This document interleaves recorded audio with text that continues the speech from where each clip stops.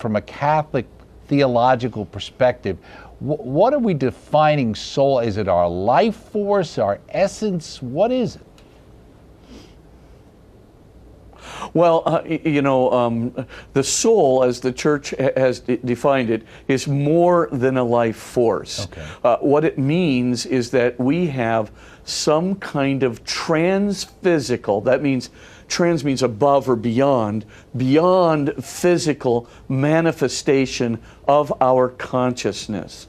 So in other words, when our consciousness survives bodily death, right, that it has a transphysical dimension to it, right?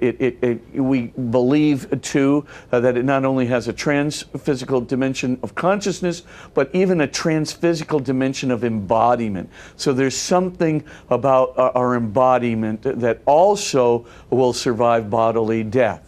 Now, in addition to that, the church has added two other dimensions to it, which are very reasonable in light of the evidence that we're going to be talking about.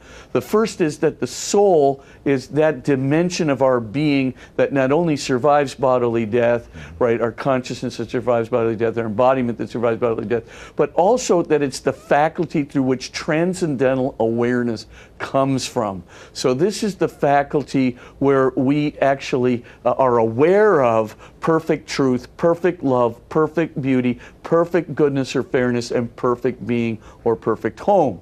Now that, these are the five transcendental desires, or the five transcendental awareness. This does not come from our physical brain, and it can't be reduced to our physical brain. And later on in the show, we're going to be talking about the evidence for that in the contemporary age. This is not just something that the church asserted arbitrarily. There's very, very good reason for it. But attached to those five transcendental desires is the most fundamental desire and awareness of all. And that is the awareness of God Himself, the awareness of God's presence to us interiorly and, of course, exteriorly in providence, the awareness of the sacredness or holiness of God, the awareness that God is trying to communicate with us, to unite Himself to us, is inviting us closer to Himself, and of course that means that we are sanctified, made holy through being, drawing closer to God. That human beings know all of these things intuitively through this faculty that we call the soul.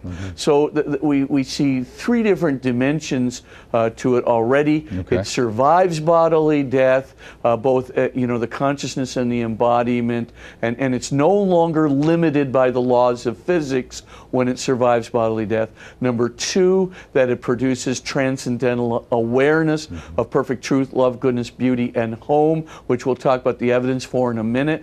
Number three, that this is the faculty through which God is communicating to us directly. And there's very good evidence for this in what we call the numinous experience and the idea of the sacred. We'll talk about that later in the program, that yes, there is a fundamental interior human experience of God that this scholar Rudolf Otto calls the numinous experience in his very classic book, The Idea of the Holy, and we'll talk about that later. But that's a third dimension of the soul that the church speaks about. There's also a fourth dimension of the soul that comes through Aristotelian philosophy, or Thomistic philosophy, really, because it was St. Thomas Aquinas' adaptation of Aristotle to the form. And this comes in the area of the relationship between what's called the soul and the brain, or what I call the soul and its brain, because as Thomas Aquinas correctly described it,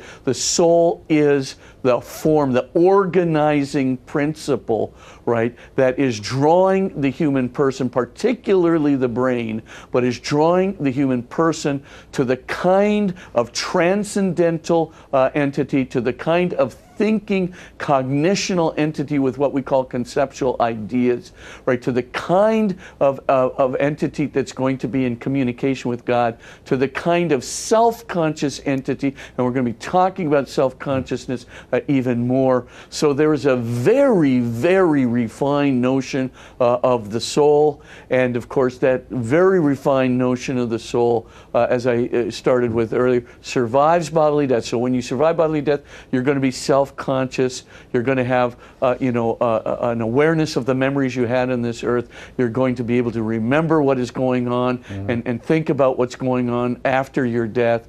You're going to be completely transcendent of physical laws.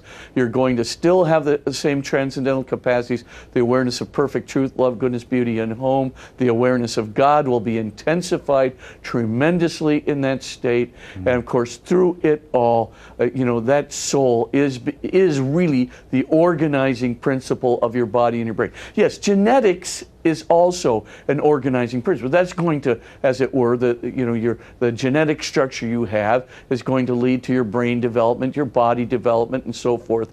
But it is the soul, literally, that is the telos, the final cause, that is pulling the brain beyond physical processes, is integrating the brain beyond merely physical processes to these transcendental processes, like the awareness of perfect truth, love, goodness, beauty, and home, but also to the thinking processes that we call self-consciousness, which cannot be explained by a physical process. We'll talk about that in a moment. And also to the idea of, what we might call the process of conceptual ideas and heuristic notions, which I'll explain later in the show. So yes, the church has a very technical definition of the soul, but it is really the principle of our transcendence and the principle of our connection with God and the principle of our survival after bodily death. And what I mean by principle